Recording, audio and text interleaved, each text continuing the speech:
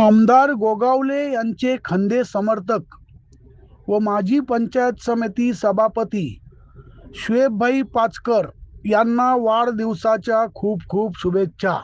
रायगड जिल्ह्यातील सुधागड तालुक्यात eco sensitive झोनमध्ये खरी क्रेशर जोमात सुरू असून याकडे सुधागड वनविभागाने अक्षरशः कानाडोळा केल्याने हे उद्योग फोफावत असल्याची टीका राष्ट्रवादी काँग्रेस पार्टी शरदचंद्र पवार साहेबांच्या पक्षाच्या सुधागड तालुका अध्यक्ष दिनेश काटकर यांनी केली आहे।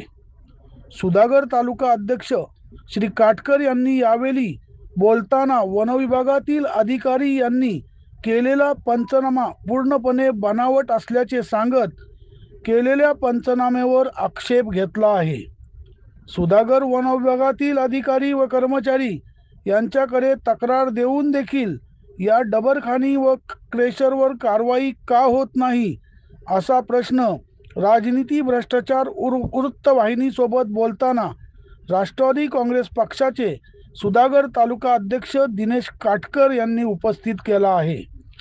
दिनेश काटकर यांनी बोलताना काय सांगितले जाणून घेऊया।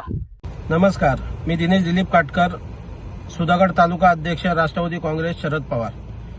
सुधागड फॉरेस्टला आपण माहिती अधिकाराखाली अन्वय 5च्या खाली अर्ज दिलेले, त्यातनं जी माहिती मिळाली का शिंदे साहेबांनी जो पंचनामा केलेला तो पंचनामा अशा पद्धतीने होता का साध्या वनाचा पंचनामा केला असं दाखवलेला, क्वारी 100 मीटर लांब आहे असं दाखवलेला, क्वारी मालक बाहेरून दगड आणून तिथं फक्त पिसतोय असं दाखवलेला, पण हे पूर्ण खोटं आहे।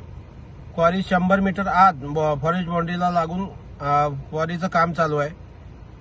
क्वारी इको सेन्सिटिव्ह झोन मध्ये आहे। इको सेन्सिटिव्ह झोन मध्ये कमीत कमी 10 किलोमीटरचा अंतर असतो, तिथं रेड येलो असे प्रकारचे उद्योग चालू शकत नाही।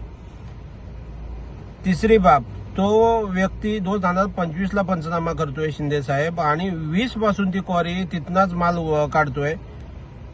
ही आश्चर्याची बात आहे का शिंदे साहेब त्या क्वारी मालकाला पोटाशी घालतात का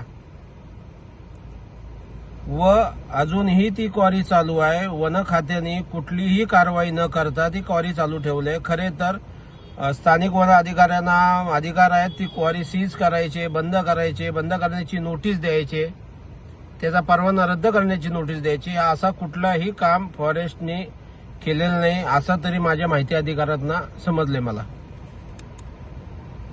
राजनीती भ्रष्टाचार वृत्तवाहिनीसाठी ब्युरो रिपोर्ट रायगड।